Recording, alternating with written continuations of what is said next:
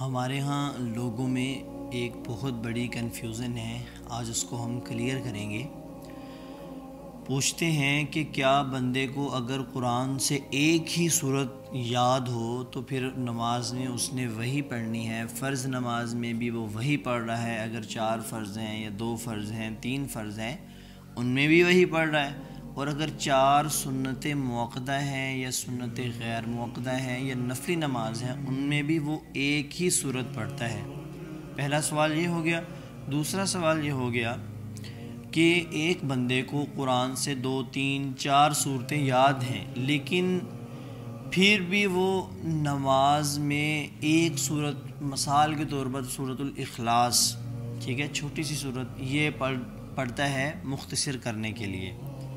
تو آج ہم یہ جانیں گے کہ کیا اس سے ہماری نماز خراب تو نہیں ہوتی، اس کا کیا مسئلہ ہے، ٹھیک ہے۔ دیکھیں میری بات سنیں، اگر تو آپ سنت موقدہ نماز ادا کر رہے ہیں، سنت نماز ادا کر رہے ہیں یا نفل نماز ادا کر رہے ہیں، اس کے اندر تو آپ ایک صورت کو بار بار پڑھ سکتے ہیں۔ مثال کے طور پر پہلی رکعت کے اندر بھی ایک صورت پڑھ لی، پھر دوسری رکعت کے اندر وہی صورت پڑھ لی، ٹھیک ہے۔ ایسا تب کریں جب آپ کو قرآن سے کوئی اور صورت یاد نہیں ہے، ٹھیک ہے۔ آپ اس کو ایسے کریں کہ مثال کے طور پر اگر آپ کو سورۃ الکافرون یاد ہے، پہلی رکعت میں وہ پڑھ لی، دوسری رکعت میں سورۃ النصر پڑھ لی، تیسری رکعت میں سورۃ اللہب پڑھ لی، چوتھی رکعت میں سورۃ الاخلاص پڑھ لی، ٹھیک ہے۔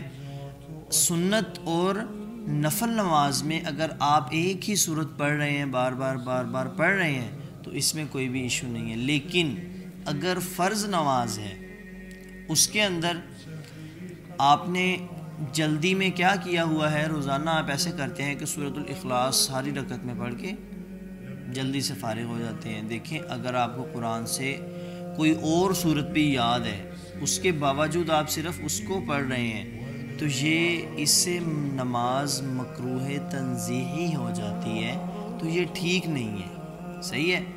تو میرے دوستو، آپ کوشش کیا کریں کہ پہلی رکعت میں پچھلی صورت اور اگلی رکعت میں اگلی صورت پڑھیں، اس سے ہمیں اجر بھی زیادہ ہوگا اور ہمیں طریقہ بھی یہ بتایا گیا ہے نماز پڑھنے کا۔ میں یہاں پہ آپ کو ایک بات کروں گا کہ ہر انسان کی معراج ہوتی ہے، ہر مسلمان کی معراج ہوتی ہے، جس طرح نبی صلی اللہ علیہ وآلہ وسلم معراج پہ گئے تھے، ٹھیک ہے۔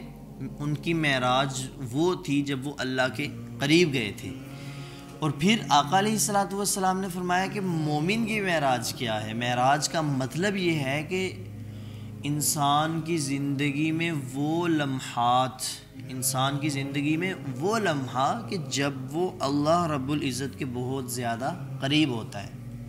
تو مومن کی معراج یہ ہے کہ مومن کی معراج، آقا علیہ الصلوۃ والسلام نے فرمایا نماز مومن کی معراج ہے، اللہ اکبر، کہ اس کا مطلب یہ ہے کہ جب انسان ایک نماز پڑھتا ہے تو وہ اپنی تمام زندگی میں سے اس وقت اللہ کے سب سے زیادہ قریب ہوتا ہے۔